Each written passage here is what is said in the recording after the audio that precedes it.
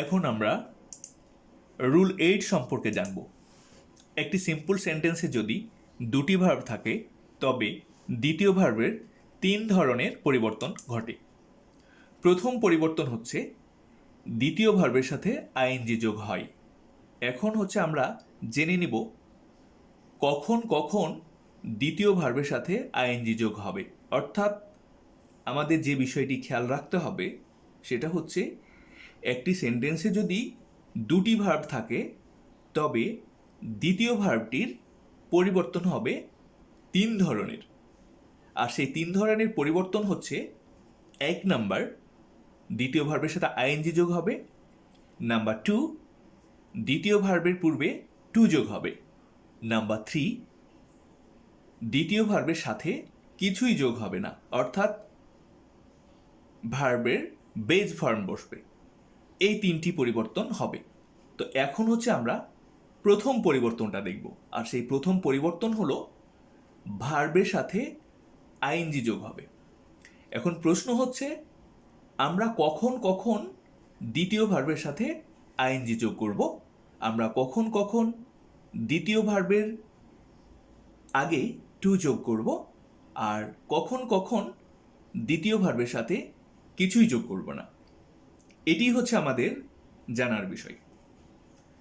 তো দেখো এখানে যে সকল ভার্বের ক্ষেত্রে দ্বিতীয় ভার্বের সাথে আইএনজি যোগ হয় সেগুলি হলো saw, found, answer, enjoy, finish, stop, start, begin, avoid, keep, admit, mind, suggest, deny, can not help, could not help প্রভৃতি।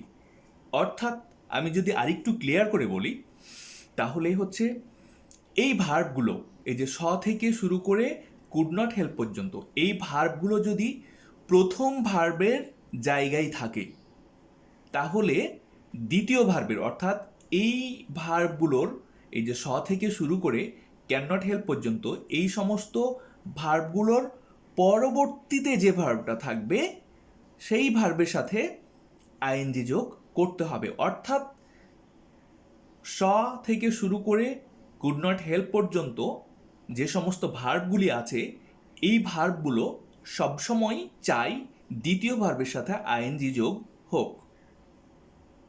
আমরা এক্সাম্পল দেখব এবার। আই স হিম ব্র্যাকেটে প্লে ফুটবল। আমরা দেখতে পাচ্ছি প্রথম ভার্বটা হচ্ছে স, আর একটু আগেই হচ্ছে আমরা যে লিস্ট দিয়েছি এই যে স, প্রথম ভার্বটাই আছে স। স হচ্ছে এমন একটা ভার্ব যে ভার্বটা দ্বিতীয় ভার্বের সাথে আইএনজি যোগ চাই, এই দ্বিতীয় ভার্বের সাথে আইএনজি যোগ চাই। ফলে উত্তরটা হবে I saw him playing football. এখানে একটি ব্যতিক্রম আছে, আই স দ্যাট হি ব্র্যাকেটে প্লে ফুটবল। এখানে স হচ্ছে প্রথম ভার্ব, প্লে হচ্ছে দ্বিতীয় ভার্ব, তাই বলে কিন্তু আমরা প্লের সাথে আইএনজি যোগ করতে পারবো না। এর কারণ হচ্ছে এই প্লে ভার্বের আগে আরেকটি সাবজেক্ট আছে। আমাদের আগের সেন্টেন্সে প্লে ভার্বের ঠিক আগে কোনো সাবজেক্ট ছিল না। তো প্লে ভার্বের ঠিক আগে একটি সাবজেক্ট থাকার কারণে প্লে ভার্বের সাথে আইএনজি যোগ হবে ঠিকই, তবে আইএনজি যোগের আগে একটি অক্সিলারি ভার্ব বসবে। অর্থাৎ উত্তরটা তখন হবে I saw that he was playing football. এরপর হচ্ছে দ্বিতীয় ভার্বের সাথে টু যোগ হয়।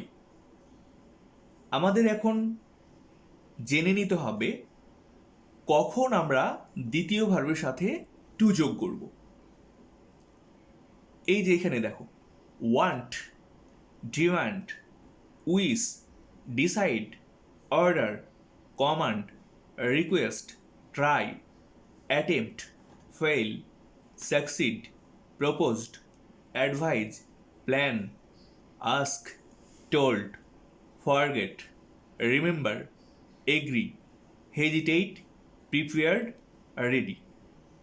অনেকগুলো ভার্ব, এগুলো খুব ভালো করে মেমোরিতে রাখতে হবে যে ওয়ান্ট থেকে শুরু করে এই রেডি পর্যন্ত এই সমস্ত ভার্বগুলো সবসময় চাই দ্বিতীয় ভার্বের সাথে আইন টু যোগ হোক, অর্থাৎ এই ওয়ান্ট থেকে শুরু করে রেডি পর্যন্ত এই ভার্বগুলো প্রথম ভার্বের স্থানে বসে, প্রথম ভার্ব হিসাবে একটি সেন্টেন্সে বসে এবং দ্বিতীয় ভার্বকে টু যোগ করতে বলে, দ্বিতীয় ভার্ব টু যোগ করে ফেলে।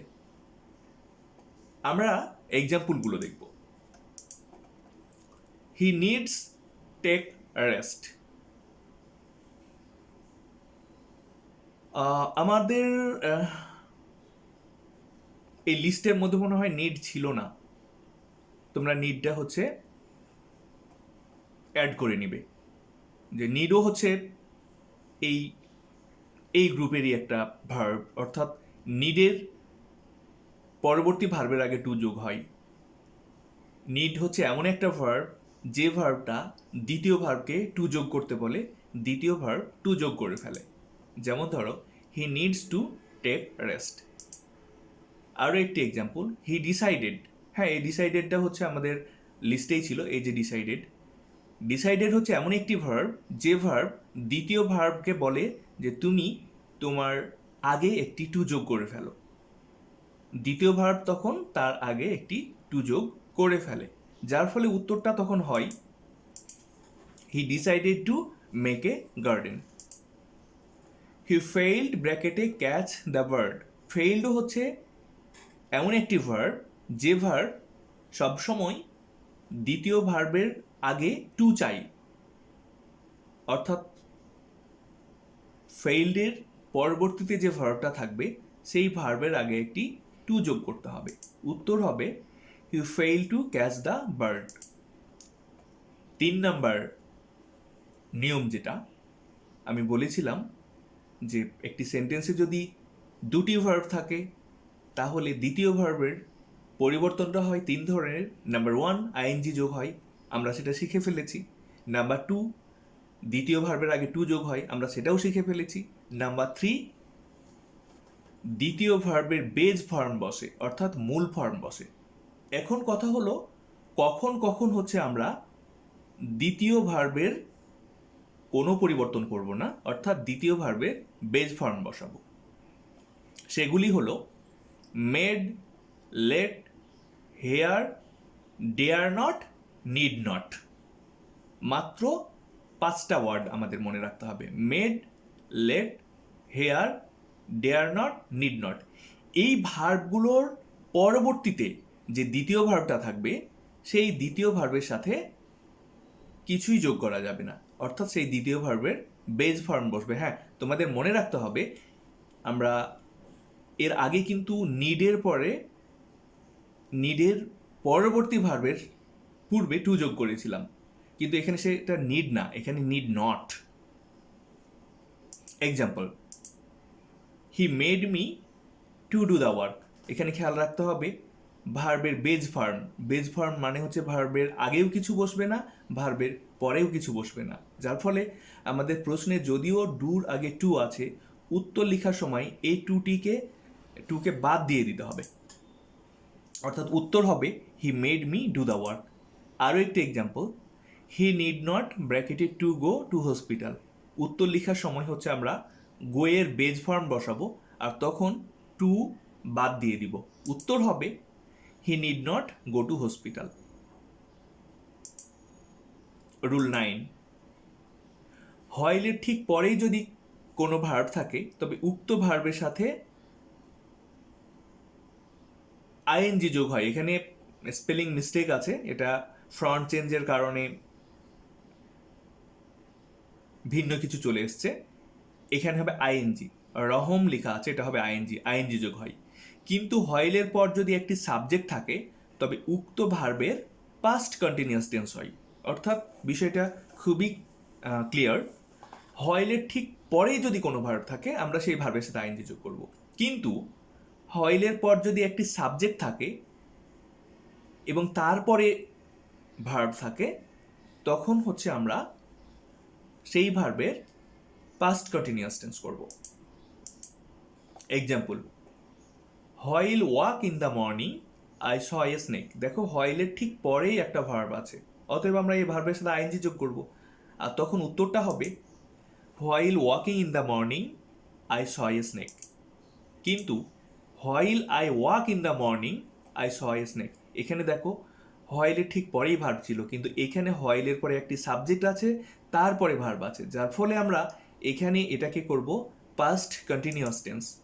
উত্তর হবে while I was walking in the morning I met a snake. Rule 10 সম্পর্কে আমরা জানবো, তবে সেটা নেক্সট লেকচারে।